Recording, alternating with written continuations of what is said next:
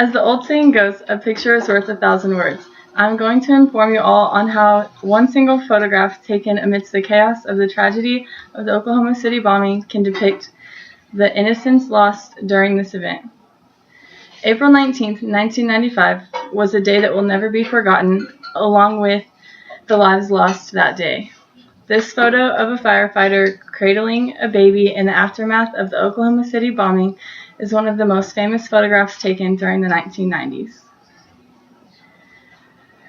Let's talk about the events surrounding this photo, the reaction this photo received, the positive and negative impact this photo had, and more about Bailey, Chris Fields, Charles Porter, and the result of this attack itself. So let us jump into the events surrounding this photo and the tragic events that occurred on this day. April 19, 1995 was a day that will forever be remembered, and by no means is it for a good reason. This picture was taken by a 25-year-old amateur photographer named Charles Porter. At almost the same moment that Porter snapped his photograph, another amateur photographer named Lester LaRue took a very similar picture. Porter actually had the film developed at a nearby Walmart, which is crazy considering it turned out to be such a famous picture. He submitted this photo to the Associated Press, but only thought that maybe the photograph would be published in a local newspaper.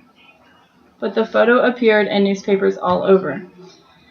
The photograph captured Chris Fields, a firefighter carrying Bailey Allman, who was a 1-year-old victim of the Oklahoma City bombing.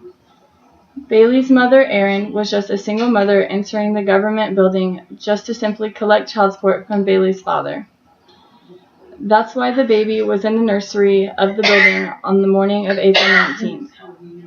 Erin was not of the government employees who were the target of Timothy McVeigh and Terry Nichols' attack.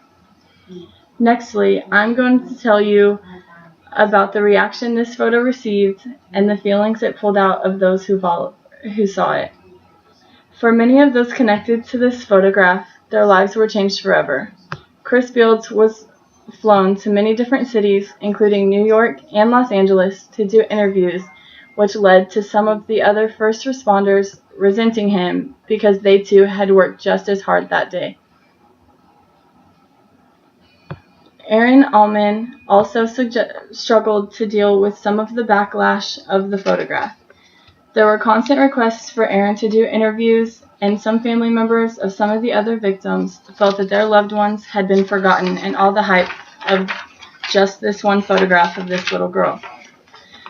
A man moved across the country and bought the plot next to Bailey's gravesite and would regularly visit her grave.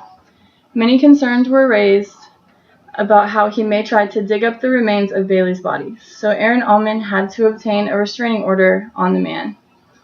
There was also very positive feedback as well. Porter stated in an interview that he knew he had something special when the Walmart clerk stopped at the one picture and began to cry. Later the next year, the picture also won the Pulitzer Prize. Lastly, I'm going to tell you more about Bailey, Chris Fields, Charles Porter, and the results of this event. Here are some more facts on the event itself and the people involved. Bailey Allman was just one of 19 children under the age of 6 that lost their lives due to this tragic event. Bailey had also turned 1 year old the day before the bombing. This poor baby girl would have turned 21 years old earlier this year. Chris Fields and his family became close to Erin Allman, Bailey Allman's mother, after the uproar this photograph caused. From some of their interviews together, tabloids tried to create the perception that the two had become romantically connected. Timothy McVeigh and Terry Nichols were both arrested for bombing the Alfred P. Murrah government building. Timothy McVeigh was sentenced to the death penalty, and Terry Nichols was to serve life in prison. All in all, April 19, 1995 is a day in history that will never be forgotten, and neither will the lives lost that day.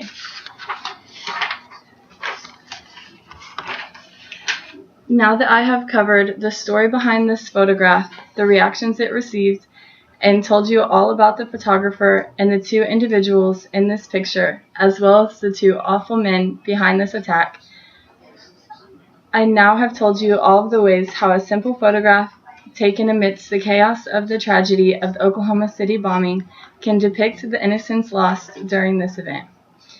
In 2001, Aaron did an interview with Southern Living and stated, "I feel as though Bailey was put on this earth to do what she did, and that was to represent everyone who had died in the building that day.